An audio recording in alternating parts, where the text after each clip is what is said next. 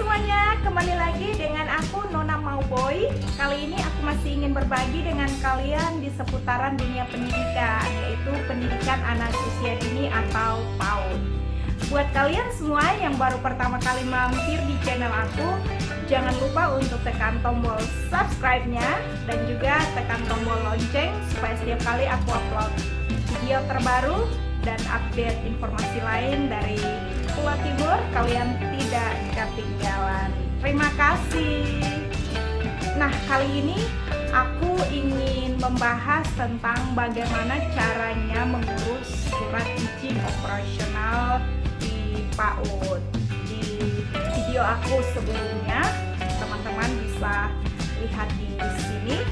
Aku udah menjelaskan 15 hal yang perlu dipersiapkan atau diperhatikan sebelum seseorang memutuskan untuk mendirikan sebuah lembaga pendidikan anak usia dini atau yang disingkat dengan PAUD. Nah, kali ini aku ingin berbagi dengan kalian 5 tips atau 5 syarat yang mesti dipenuhi atau harus dilakukan untuk mendapatkan surat izin operasional dari sebuah PAUD.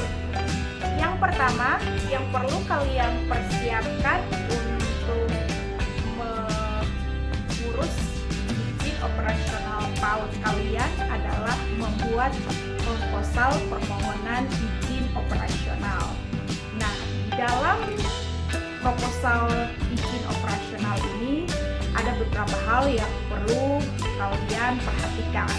Sudah pastinya kalian akan membuat semacam surat permohonan di bagian awal untuk memohon pada Dinas Pendidikan untuk memberikan surat izin operasional untuk lembaga PAUD kalian.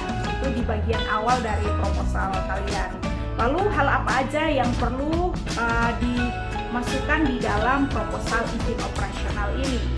Yang pertama adalah kalian harus menjelaskan identitas PAUD kalian.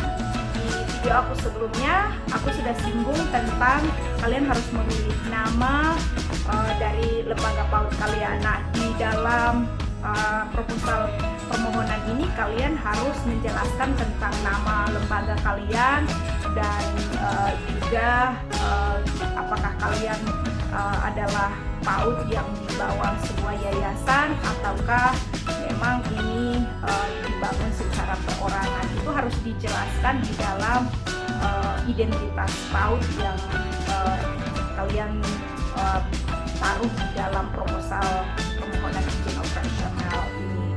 Nah, selain menjelaskan tentang identitas PAUD, kalian juga harus melampirkan atau membuat struktur dari PAUD kalian. Siapa yang akan menjadi pengelola, kepala sekolah, dan guru-guru. Lalu tentunya di bagian terakhir adalah murid atau siswa. Selain itu, yang harus ada juga di dalam proposal permohonan ini adalah data dari siswa-siswa kalian. Nah, data ini harus lengkap, yaitu nama anak, tanggal lahir mereka, usia mereka itu harus sudah dibuat secara jelas atau kalian sudah memiliki data ini dengan baik. Yang ketiga yang harus ada di dalam proposal permohonan ini adalah jadwal kegiatan dari lembaga PAUD ini. Kalian harus menjelaskan apa saja yang menjadi kegiatan sepanjang 1 minggu di lembaga PAUD kalian di dalam surat izin operasional ini. Kenapa ini perlu dilampirkan atau ditaruh di dalam proposal permohonan izin operasional ini supaya pada saat direview nanti mereka ngerti bahwa PAUD ini benar-benar dipersiapkan secara matang dan pengelolanya memang sudah memikirkan segala hal dengan detail dan ini bukan sesuatu yang abal-abal atau asal-asal saja. Nah, teman-teman harus tahu bahwa di luar sana ada banyak PAUD yang berdiri tanpa jadwal kegiatan belajar atau kegiatan yang ada di PAUD tersebut secara jelas, sehingga anak-anak mungkin hanya datang bernyanyi, menggambar saja tanpa ada sasaran atau tujuan yang jelas di dalam lembaga mereka. Karena itu saat teman-teman bisa melampirkan tentang jadwal kegiatan kalian, itu sangat bagus sekali. Selain itu, yang perlu juga ditaruh di dalam proposal permohonan ini adalah dana lokasi PAUD kalian.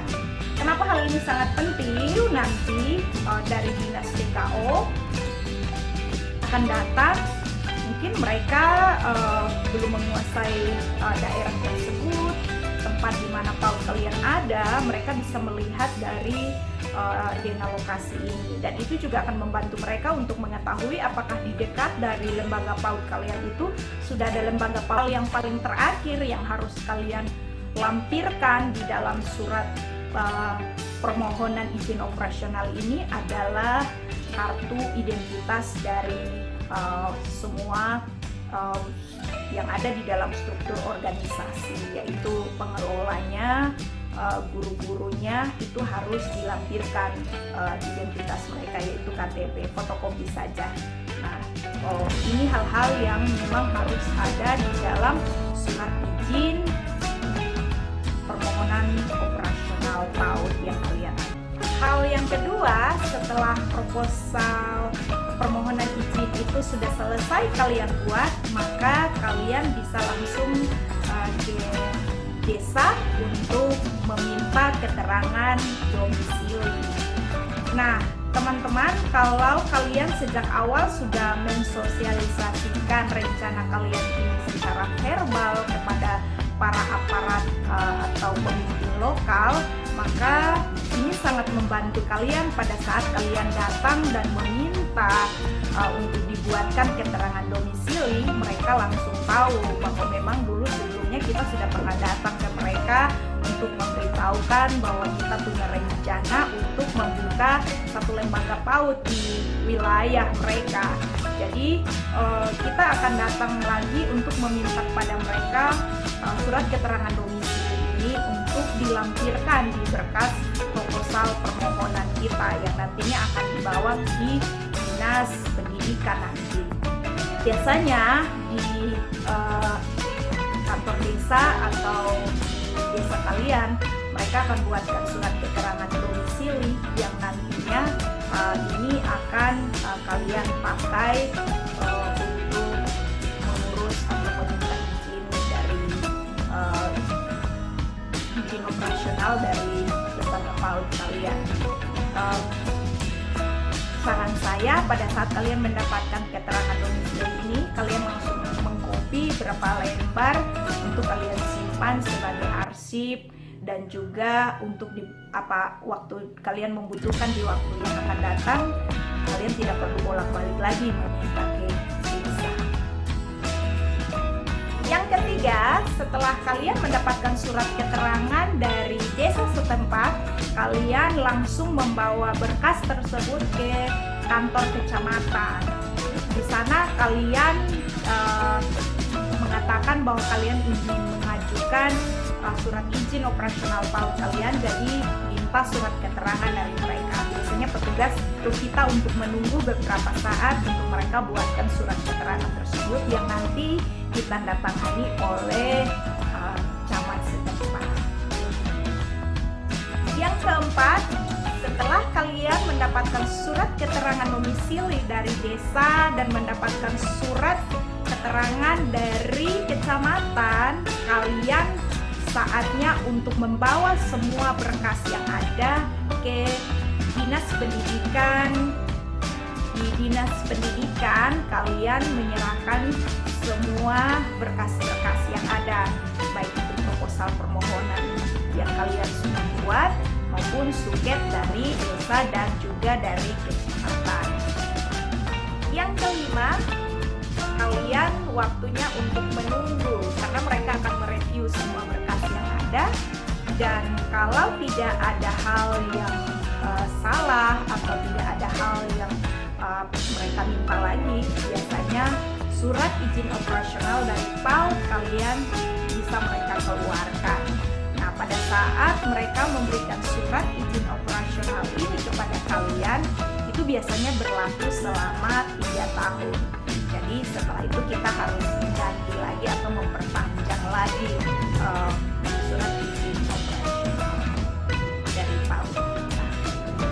Nah, itu dia 5 hal atau 5 langkah yang saya bagikan pada kalian semua tentang bagaimana cara mengurus surat izin operasional bagi sebuah lembaga pendidikan anak usia dini atau PAUD. Semoga informasi ini bisa menolong semua pengelola PAUD untuk bisa mengurus surat izin operasional dari lembaga kalian sendiri. Terima kasih.